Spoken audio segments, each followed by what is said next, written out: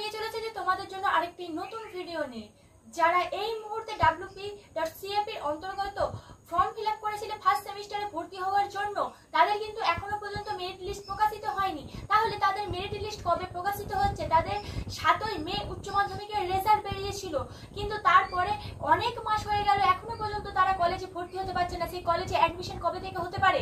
বা যে তোমাদের শুধুমাত্র এই যে কলেজে ভর্তি বাকি আছে তেমনটা কিন্তু নয়, যে এখনো পর্যন্ত জিএন পাস কিন্তু আটকে আছে, জিএনএম এএনএম এ ভর্তি বাকি আছে, বা তোমাদের যে জয়েন্ট রেজাল্ট সেটাও এখনো পর্যন্ত বেরোয়নি।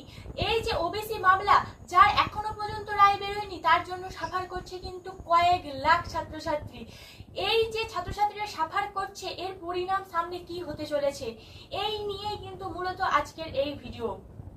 দেখো, প্রথমত বলি, যারা wp.cap এর অন্তর্গত অর্থাৎ যারা কলেজে ভর্তি হতে চাইছো ফার্স্ট সেমিস্টারে, তারা এখনো পর্যন্ত যারা পড়াশোনা শুরু করোনি, এখনই পড়াশোনা শুরু করে দাও। কারণ তোমাদের কলেজে কিন্তু ভর্তি হবে, সেটা আজ হোক বা কদিন পরে, কলেজে কিন্তু তোমাদের মেরিট লিস্ট বেরোবে, সেখানে ভর্তির প্রক্রিয়া চালু হবে। তো সেই ভর্তি প্রক্রিয়া চালু হতে ওবিসি সংক্রান্ত মামলার জন্য কিছুটা দেরি হচ্ছে, কিন্তু তাই বলে তুমি যে একা সাফার করছো সেরকমটা নয়।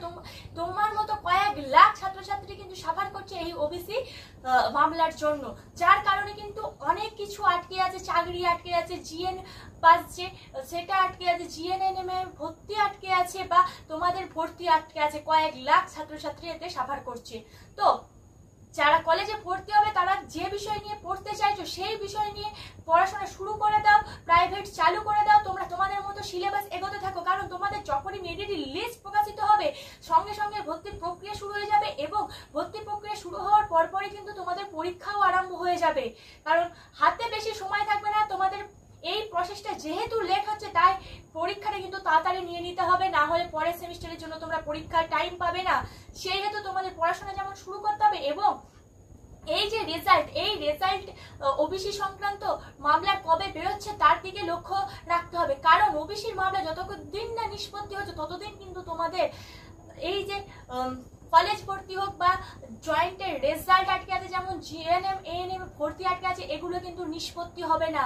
তো ওবিসি সংক্রান্ত মামলার জন্য কিন্তু এখন সমস্ত যে কার্যকলাপ সেটা কিন্তু আটকে রয়েছে ইতিমধ্যে। তো তাই বলছি, তো তোমরা তোমাদের মতো পড়তে থাকো, তোমাদের পড়াশোনা এগিয়ে রাখো।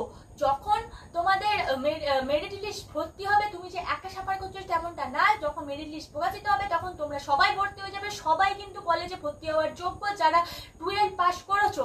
সেহেতু তোমাদের পড়াশোনা তোমরা চালাও, যে বিষয় নিয়ে ভাবছো যে আমি পড়বো, সেই বিষয় নিয়ে তোমরা এগিয়ে যাও, প্রাইভেটে নিয়ে নাও, পড়তে থাকো, যাতে তোমাদের সিলেবাস কভার আপ হতে থাকে। তো যখনই ওবিসি সংক্রান্ত মামলার নিষ্পত্তি হবে, অর্থাৎ শুনানি ঘোষণা করা হবে, এবং সেখানে কি হচ্ছে সেটা কিন্তু আমরা তোমাদের আপডেট দিয়ে দেব। তো এখনো পর্যন্ত ওবিসি মামলার কিন্তু নিষ্পত্তি হয়নি।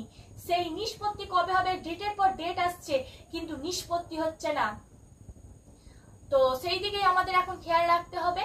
তো আজকের ভিডিও তোমাদের এইটুকুনি বলতে চাইছি যে তোমরা তোমাদের সিলেবাস এগিয়ে নিয়ে যাও। তো আজকের ভিডিও এখানেই শেষ করছি। ধন্যবাদ সবাইকে। Junior education.